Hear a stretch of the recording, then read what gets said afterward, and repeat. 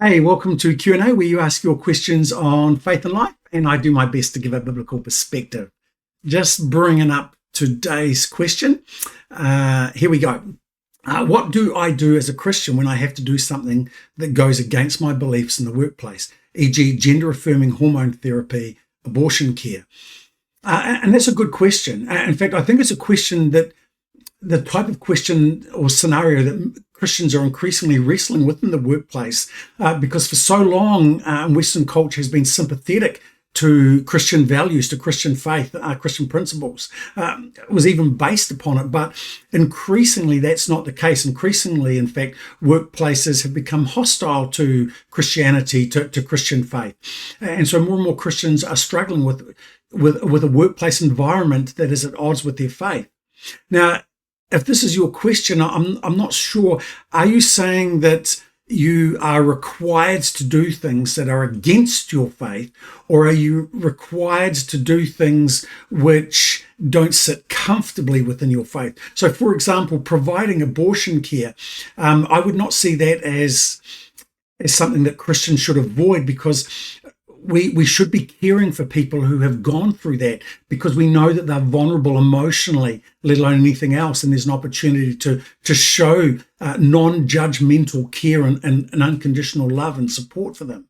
However, if you're required to provide abortion support, through that process to get an abortion, if you're required not simply to affirm people who are struggling with sexual identity, but to help them transition, then that's a different thing, because now you're being required to uphold or to do things that are contrary to Scripture, as opposed to do things according to the culture of a workplace that is at odds with your faith. Now, if it is that you're required to do things which are at odds with Scripture, you're required to do things that the Scripture has said not to do, as hard as it sounds, I think your only option is to leave.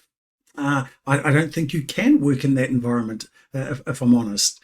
I say that on the basis of Scripture. I think, for example, of Proverbs 25:26. It's let me just bring it up. I just make sure I've got it right. Yeah, if the godly give in to the wicked, it's like polluting a fountain or muddying a spring.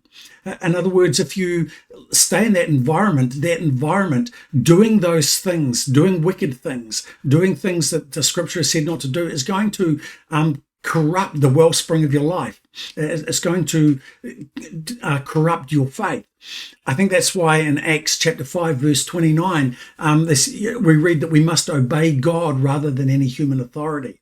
When it comes to issues of Scripture, when a human authority says you have to do something the Scriptures have said don't do, or they say don't do things that the Scripture requires of us, then we must always obey God over the authorities that we have.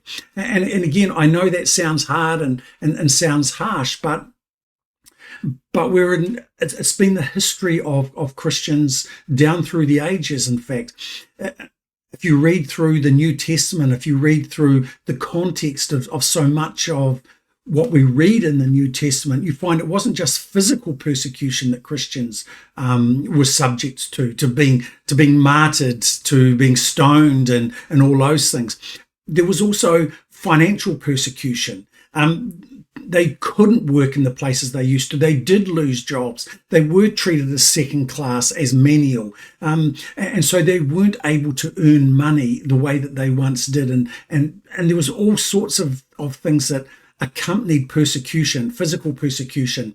And down through the ages, we've seen that in various periods of time where Christians have taken stand for their faith, and the cost attached to that has not just been physical, it's been financial as well.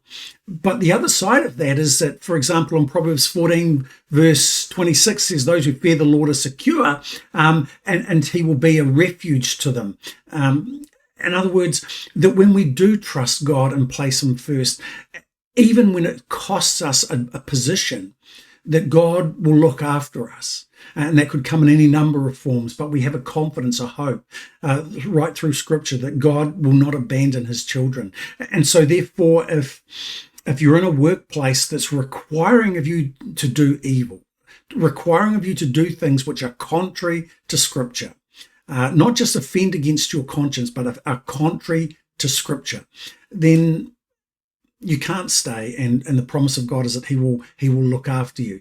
Now, if the workplace environment is one where there's a culture which is antagonistic towards Christianity, then you can stay there, and it's how you serve in that is going to make a difference. It's where you draw the boundaries. It's how you speak about your faith. It's how you reflect the grace of God in the midst of that, and where you draw your personal boundaries.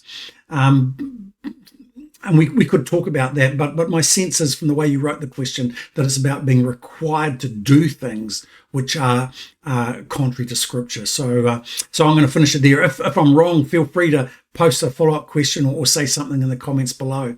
But hey, I'd love to see your advice. Why not post it in the comments below?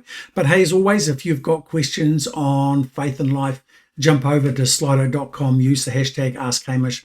We'll love to hear from you. But that's it for now. Until next time, God bless.